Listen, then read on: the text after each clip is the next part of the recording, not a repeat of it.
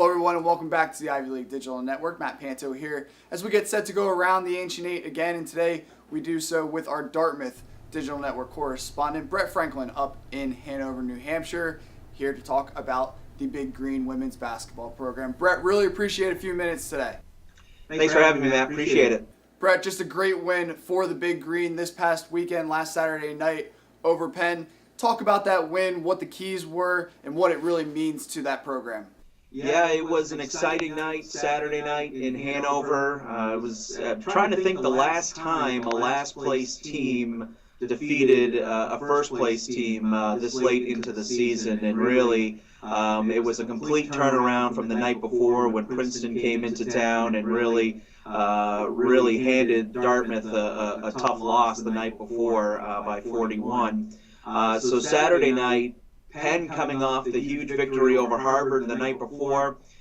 First half, Penn really struggled shooting from the field. They were only 5 of 23 in the first half and didn't score their first field goal until about 13 minutes into the first half.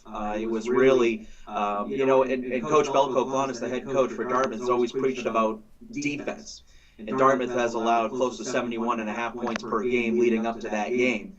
So for them to be able to come in and really not allow Penn to get any points in the paint, I mean, that's really been the Achilles heel for this Dartmouth team ever since leading rebounder and shot blocker Tia Dawson went down for the season. The final points in the paint margin was 30-10 in favor of Dartmouth. Usually Dartmouth's on the other end of that.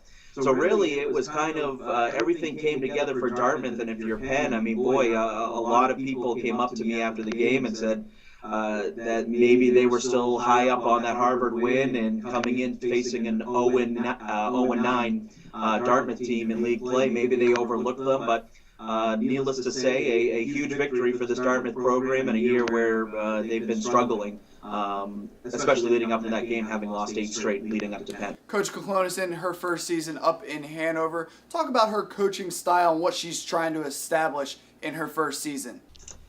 Yeah, Coach Klonis, she's no stranger to the Ivy League. She was a director of basketball operations at Columbia, was an assistant at Penn for 4 seasons under Pat Knapp.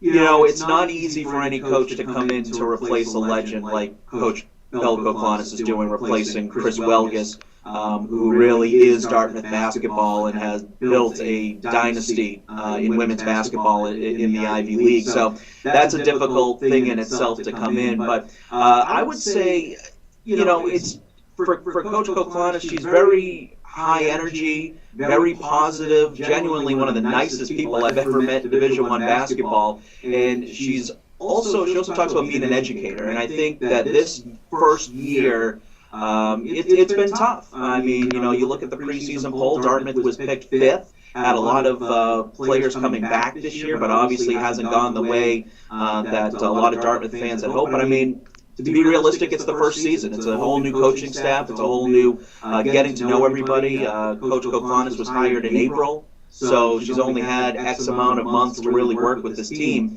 But I would say for the most part, she has been well received here in the community. She does a lot of outreach with the community, and I think she's got some really good young talent, and she has used this year as a learning curve, I think, not only just for the team, but also for herself, having spent 10 years as an assistant, this being her first year as a head coach. So I think she's also learning as well, and I think as we've gone along in this season, she continues to not only help correct the younger players for Dartmouth, but also learning herself on being a head coach in the Ivy League.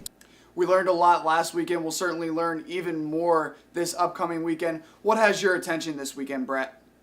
Well, obviously, Dartmouth threw a wrench in how things are going to play out down the stretch. Obviously, Princeton, at the beginning of the year, I thought Harvard was going to be the top team to represent the league in the big dance. But, having seen Princeton, having seen all 3 teams now, Princeton definitely is the top dog in the league. Courtney Banghart has just done a great job. They're so deep coming off the bench.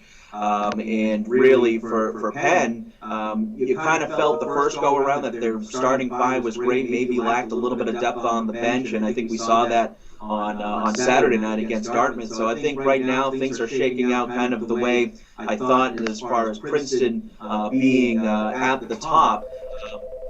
Next big challenge here for Penn is, does this loss hinder them getting an NIT berth or some sort of postseason berth going down the stretch? Because the whole, RPI and the way the tournament goes, I mean, that's a tough loss to swallow. And you could tell after that game that Penn really knew they had dropped the ball. So this is an interesting season. Again, I thought Harvard was going to be the team at the beginning of the season, but now having seen Princeton twice this year, having seen both Penn and Harvard and Princeton twice this year, Princeton is definitely the best team in the Ivy League. And Courtney Bangard, former Dartmouth assistant, she's done an amazing job over there, and I expect the Tigers to get back to the big dance this year. Brett, really appreciate a few minutes today. Thanks for your coverage all season long, and obviously taking a few minutes with us today.